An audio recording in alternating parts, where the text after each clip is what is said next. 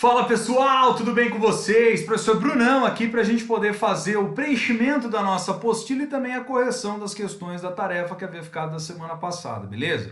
Lembrando aqui rapidamente, nós estamos no capítulo 2, falando a respeito dos movimentos terrestres, da dinâmica atmosférica. Nessa semana a aula trata sobre um outro assunto que é mais relacionado justamente aos problemas de ordem climática, problemas ambientais que nós enfrentamos aí, não só no Brasil, mas no mundo, tá certo? Mas na semana passada a gente viu sobre os diferentes movimentos. Então quem tiver dúvida, volta na aula da semana passada, pegue o resumão dessa semana antes de começar a aula que eu fiz, tá joia? Agora eu vou aqui nesse vídeo, então, passando rapidamente pela correção e chamando atenção para os pontos justamente de preenchimento, tá certo? Se ficar um pouquinho longo o vídeo, não fiquem bravos comigo, pessoal. Tudo isso é para poder ajudá-los a fazer o preenchimento para que não fique nenhuma dúvida. Show? Então vamos lá. Atividade dessa semana programada, qual que era? Deixa eu só pegar aqui para poder ver. Era responder as perguntas de 1 a 5 da página 18 e 19, de forma escrita, tá certo? Então vamos começar fazendo tudo, na verdade, não só essas perguntas, mas já o preenchimento também. Então aqui, ó, nós já temos a primeira pergunta, que é a pergunta 2. Aquelas que forem orais eu não vou fazer, tá, pessoal? Porque eu já contemplei esses temas dentro da própria aula. Então a perguntinha 2, da página 17. Após observar a descrição dos movimentos que a Terra realiza de acordo com o que você se recorda sobre o assunto por meio das ilustrações, está falando aqui, ó, justamente em relação ao movimento de rotação e depois o movimento de translação, relacione-os com algumas consequências para a vida no planeta.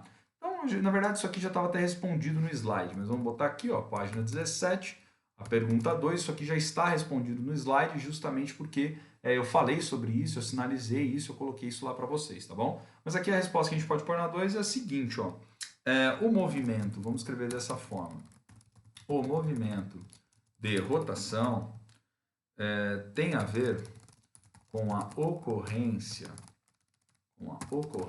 dos dias e das noites, certo? Ponto. Já o movimento de translação tem a ver com a sucessão das estações do ano, perfeito? Então, rotação em torno do próprio eixo, dias e noites, e o de translação ao redor justamente do Sol, o que dá origem aí à sucessão das estações do ano por meio dos solstícios e dos equinócios, como nós estudamos na aula, perfeito?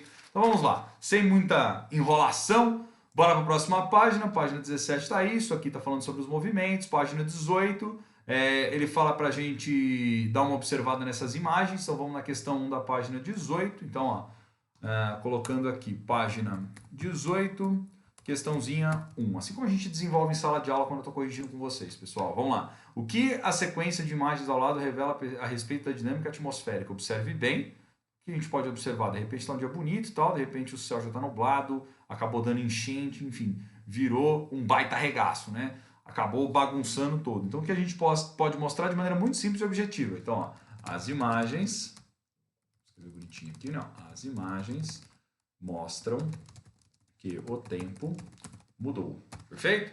Pessoal, apenas lembrando, é para vocês fazerem essa correção, tá? Eu não coloco ela aqui de enfeite para vocês. Tudo bem? Então, para vocês fazerem essa correção no caderno exatamente como a gente faz em sala de aula, tá bom? Então vamos que vamos. Você pega lá, seu caderno, abre, correção, né, das atividades, faz o que for precisar ser feito no caderno e o que tiver espaço para preencher na apostila, faça o preenchimento na apostila. Joia?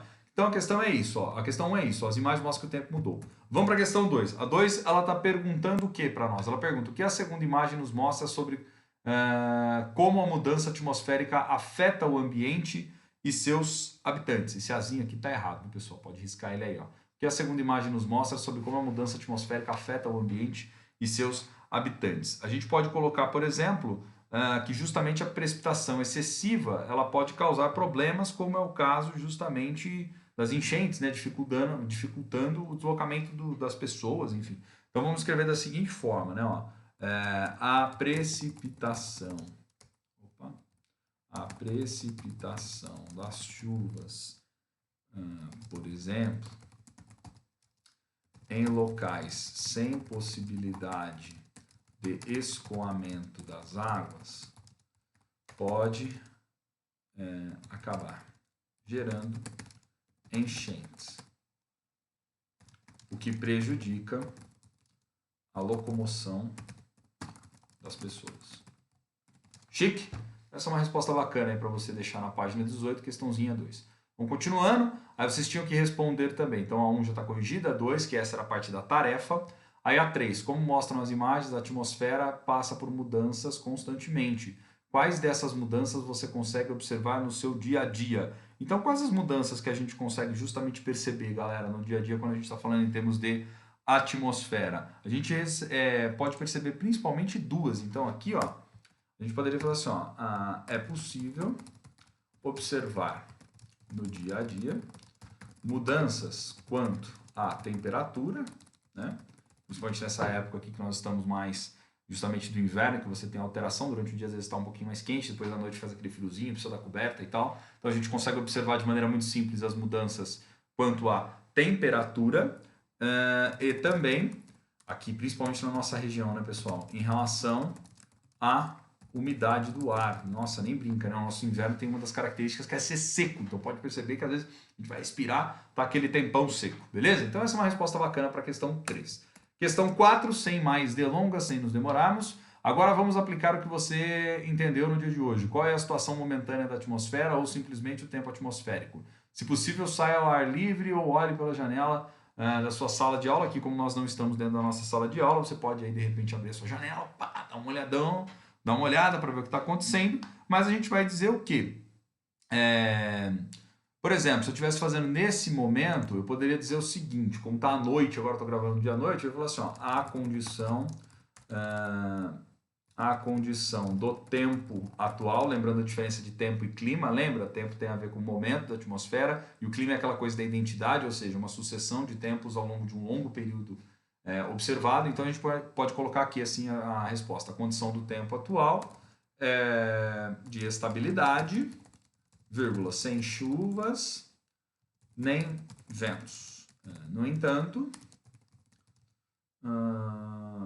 a temperatura... Não, no entanto, não, sem ventos. A temperatura permanece agradável. Eu poderia até ser mais preciso, pegar de repente aqui o meu smartphone, né, e dar uma olhadinha justamente em qual é a temperatura do momento. Então agora, deixa eu só atualizar aqui meu celular para ver se ele mostra para mim. Então a temperatura agora de momento é 24 graus. Então ó, a temperatura permanece agradável, vírgula, fazendo 24 graus nesse momento que eu estou escrevendo aqui, 24 graus Celsius. Perfeito? Legal, galera? Então vai depender do momento que você estiver fazendo essa atividade. Questãozinha 5, vamos lá. Observe a imagem de satélite ao lado, né? Então isso. Observe a imagem de satélite ao lado e novamente as imagens de capa da abertura. Elas mostram o deslocamento das massas de ar que são responsáveis pelas mudanças no tempo atmosférico. Ao se deslocarem, as massas de ar carregam com elas características de temperatura e umidade do seu local de origem. A gente já falou sobre isso, sobretudo quando nós relacionamos com as diferentes zonas climáticas. Explicamos até sobre as partículas, enfim, avançamos um pouco mais sobre esse tema aqui para vocês, até de maneira mais aprofundada, tá bom? Então, ao se deslocarem, as massas de ar carregam com elas as características da temperatura e umidade do seu local de origem. A partir da imagem ao lado, como podemos relacionar as massas de ar com o movimento terrestre? Então, a gente pode dizer o quê? Ó? A gente pode escrever o seguinte aqui ó, na questãozinha 5, vamos lá. As massas de ar da imagem com a circulação da Terra que, por não estar parada, gera a parte da dinâmica atmosférica. Beleza? Então, justamente como a Terra não está parada, ela está se movendo, a gente vê o que tem o deslocamento das massas de ar. Perfeito? Vamos que vamos aqui, avançando. Questãozinha 5 já foi. 6 e 7 não precisava fazer, né, na tarefa. A tarefa eu passei até a 5. 6 e 7 não precisava, aqui também não tem nenhum preenchimento. A gente já pode ver esse outro tópico, que é os movimentos da Terra em relação com os padrões climáticos. Então vamos pegar aqui. Aqui estava falando sobre a inclinação do eixo terrestre, as zonas térmicas da Terra. Lembrando, pessoal, aqui não é aula, é rapidamente a correção, tá? Quem tiver dúvida, reveja a aula. Então agora nós vamos para a página 20. Então, página 20, questão 1. Vamos ver o que nós temos na página 20, questão 1. Volte à capa de abertura dessa unidade e aponte quais fenômenos naturais você acredita ter em relação com as dinâmicas atmosféricas, de que modo eles impactam a vida no planeta. Então a gente pode dizer que os fenômenos, eles têm a ver, né, justamente os fenômenos naturais, têm a ver com com diferentes processos naturais, né? Então vamos escrever da seguinte forma aqui essa resposta, galera. Então, ó, vamos fazer assim, ó. Os fenômenos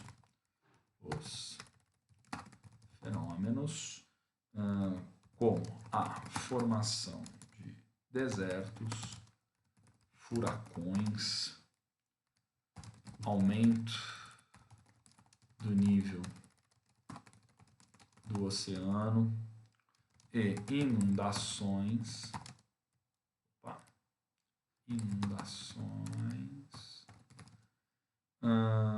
estão relacionados aos processos atmosféricos.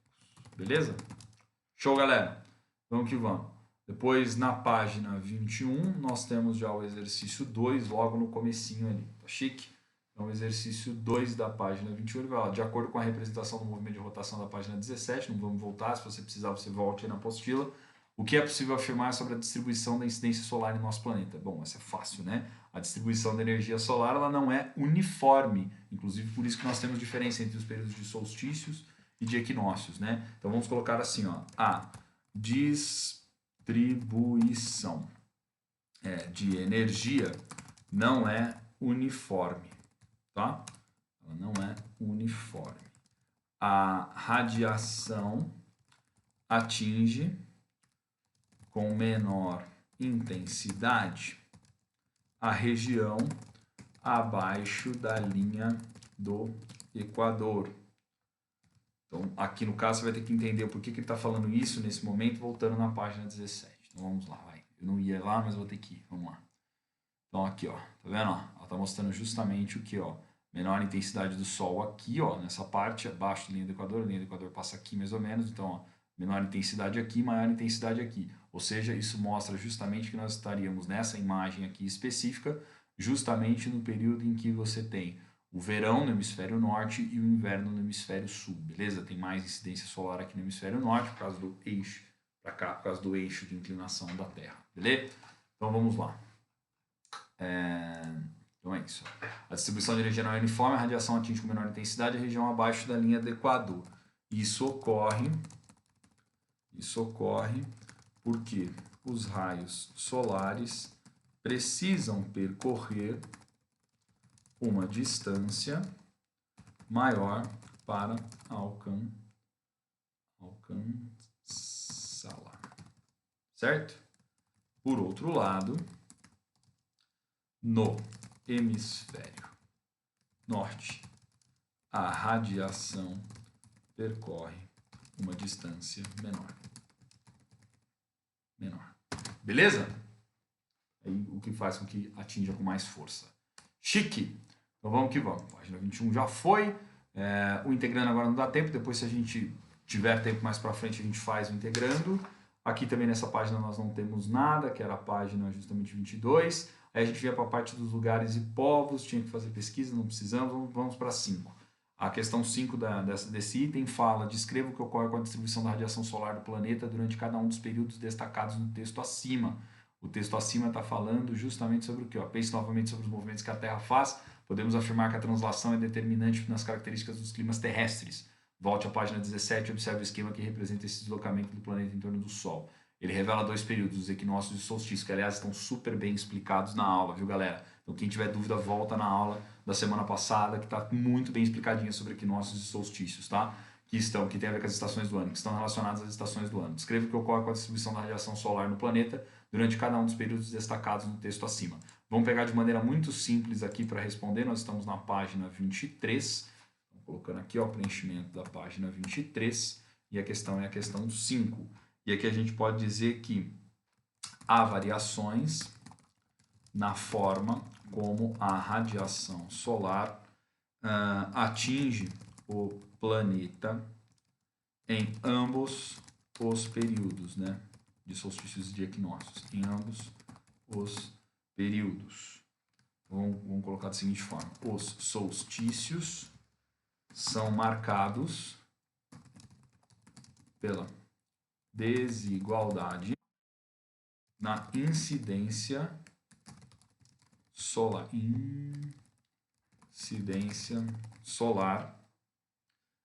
nos hemisférios. Ponto e vírgula. E nos períodos de equinócio, a luz e solares são mais distribuídos em ambos os hemisférios. Chique? Quer dizer, quando nós estamos aí justamente no período do equinócio, nós estamos falando justamente aí no que diz respeito justamente à melhor distribuição em ambos os hemisférios. Quando nós estamos no período do solstício, nós estamos falando justamente da diferença aí. O professor às vezes está travando aqui, pessoal, porque já, né, a cabeça já não vai mais junto, né, com o corpo. O corpo ficou já, a cabeça, o corpo vai e a cabeça fica, né? Mas vamos que vamos.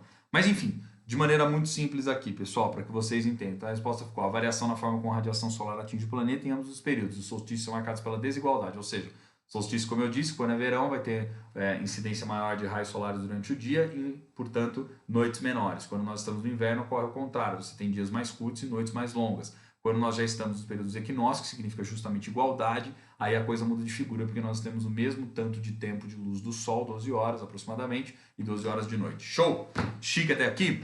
Vamos que vamos, pessoal. Continuando aqui justamente o nosso preenchimento, saímos dessa página. Aqui depois tem os exercícios de climograma, mas aqui não era para ser respondido de maneira oral, não precisa fazer, porque o importante é vocês aprenderem a fazer a leitura do climograma. Vamos agora para os fatores do clima. Aqui tem aquele que falava justamente sobre a altitude, que era um dos fatores que influenciava diretamente, né? Então, o esquema mostra um fator determinante para a variação de temperaturas. Faça algumas considerações sobre a mudança de temperatura e aponte o fator em questão. Então, ele está falando aqui basicamente o que, galera? Da altitude, né? Então, a gente pode falar o que aqui, ó?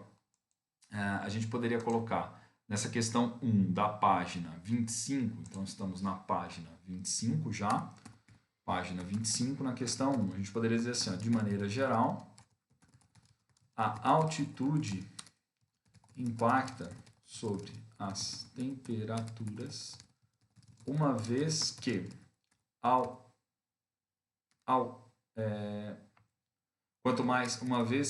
quanto mais elevado o terreno, menor será a temperatura, a qual cai aproximadamente 1 grau Celsius a cada 150, 200 metros de altitude.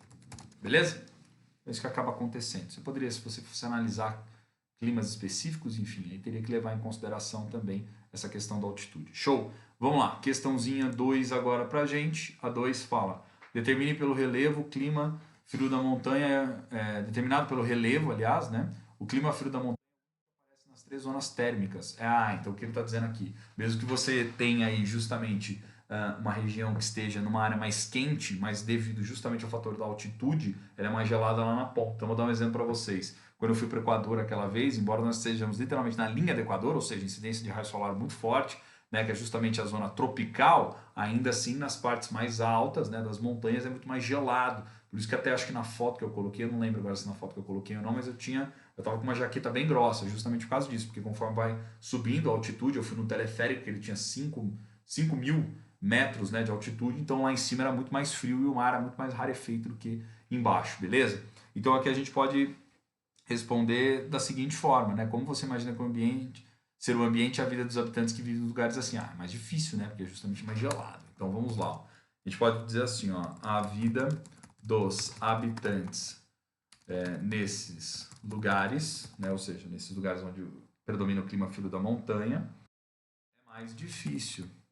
Lugares tende a ser mais difícil devido às baixas temperaturas. Chique?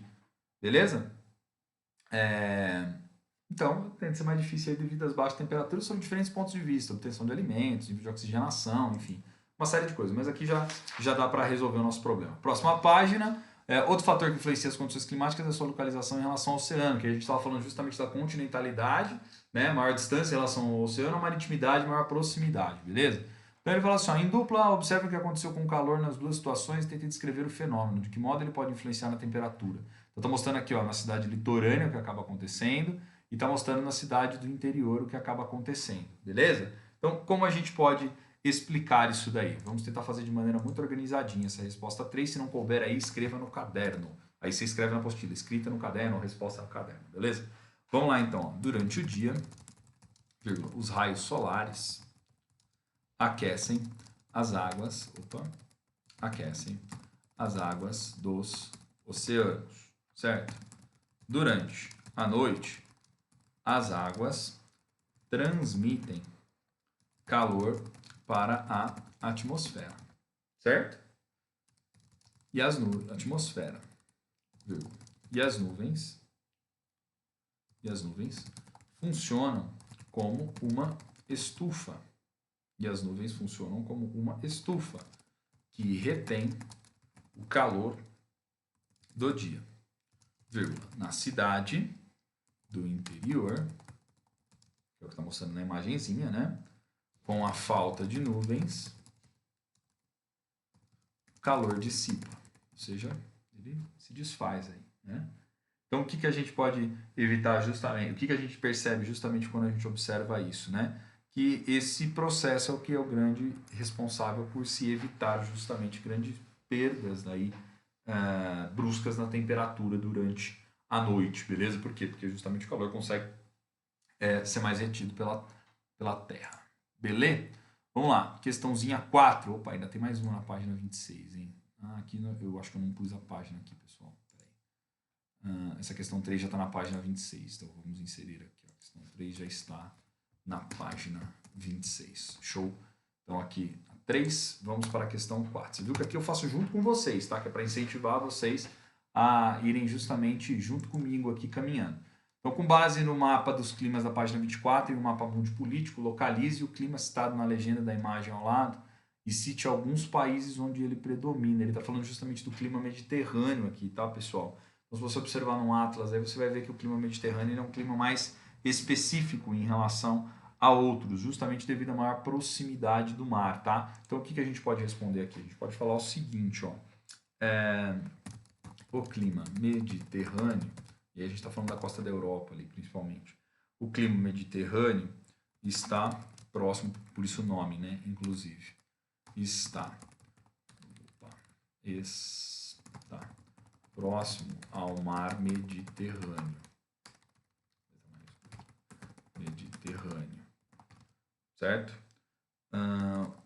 Então, nesse caso, a gente pode citar como os países, né? Podemos citar o caso de Portugal.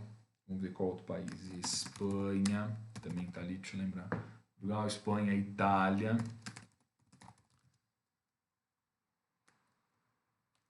Grécia também. Itália e Grécia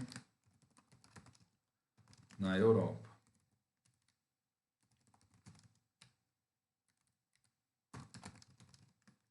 Fiquemos com esse, tá? Para ficar mais claro aí para vocês do clima mediterrâneo. Embora também em outros lugares ele ocorra, como por exemplo no pedacinho da Austrália e também na África do Sul. Mas fiquemos com o caso mais clássico que é o da Europa. Beleza? Bom, vamos que vamos então aqui. Questãozinha 4 já foi. Agora a questão 5, que já está na página 27. Vamos lá, agora a gente vai para a página 27, questãozinha 5. Ela fala o seguinte. Vamos lá. Com auxílio também de um atlas e de seu professor, no caso o Joe, consulte um mapa mundi para localizar esses lugares. Embora apresentem climas diferentes, quais são as suas semelhanças no que se refere à localização? Eu estou falando aqui justamente do deserto de Gobi, na China. O clima desértico árido é definido pela escassez de chuvas, baixos índices de umidade. Já o clima semiárido é semelhante ao desértico, porém apresenta um pouco mais de umidade ao longo do ano. E aqui tem a cidade de Toronto, no Canadá, onde o clima é frio, com baixos índices de chuvas concentrados no período do verão. Então, o que a gente pode entender? Né? Justamente quando nós estamos falando da continentalidade em oposição à maritimidade, do que nós vimos aqui, nós estamos falando da distância maior em relação ao mar, que a gente sabe que impacta diretamente sobre o clima. Beleza? Então, a gente pode dizer aqui, ó, quais são as semelhanças, eles querem. Né? Então, assim, ó, ambas as imagens representam locais que estão localizados no interior do continente vírgula, portanto, distantes dos oceanos. Beleza? Chique até aqui? Vamos ver se tem mais alguma questãozinha 6, não, a 7 aqui, ó, sobre as correntes marítimas. Lembra das correntes frias, correntes quentes? Quem também não lembrar, reveja a aula. Observe o mapa e identifique as correntes marítimas quentes e frias. Com base no sentido das setas, tente definir as suas origens. Vixe, aqui é até ruim de conseguir ver, né? Mas na imagem que eu trouxe para vocês, pessoal, que é aquela que justamente está no slide da aula anterior, ela está mais legal, está mais bacana de vocês conseguirem visualizar. Mas vamos já responder aqui. Então a gente vai falar, ó, as correntes frias, né? Se originam, as correntes frias se originam nos polos devido às baixas temperaturas, certo?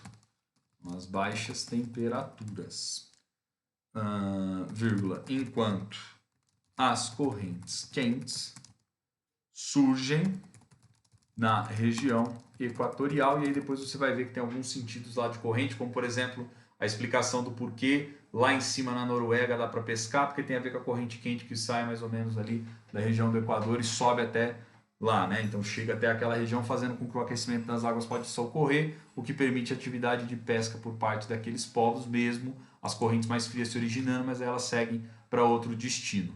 Beleza? E agora aqui, acho que uma última pergunta que ficou faltando, era a 8, ele está dizendo já justamente sobre a questão da vegetação, falando alto fator que influencia as temperaturas, impacta a vida do planeta e também a vegetação. E aí esse assunto a gente fala bastante na aula de hoje, tá bom? Mas aí ele vai falar, ó, considerando que já estudou sobre o assunto, o que você pode afirmar em relação às diferenças no clima dos dois lugares exibidos, tendo como referência a vegetação? Aqui ele está mostrando justamente a floresta amazônica, que apresenta um clima equatorial, e aqui ele está trazendo a cidade de São Paulo, que tem um clima subtropical. Então o que a gente pode dizer? Provavelmente aqui é mais seco e poluído, né? E aqui a umidade é muito maior por razões óbvias, por conta da própria vegetação, da própria quantidade de verde que nós temos aí nessa região, que melhorem muito o nível de umidade do ar. Então vamos responder da seguinte forma, essa questão da página 28, para a gente fechar a nossa correção, coloquemos ela da seguinte maneira, na cidade, vírgula, o clima provavelmente é mais seco e poluído. Na floresta, com a completa presença da vegetação,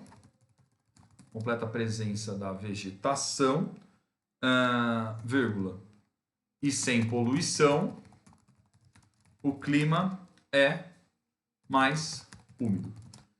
Show, pessoal! Ficou bacana aqui então, né? Então agora aí está todas respondidas as nossas questões, todas elas estão aqui. A gente foi no passo a passo, fechamos. Na aula de hoje a gente vai falar sobre a interferência humana nas dinâmicas atmosféricas, beleza? Fico por aqui, espero que esteja tudo bem com vocês, se cuidem, tá? Fiquem em casa e um abração grande do Brunão para vocês. Valeu, pessoal, até mais!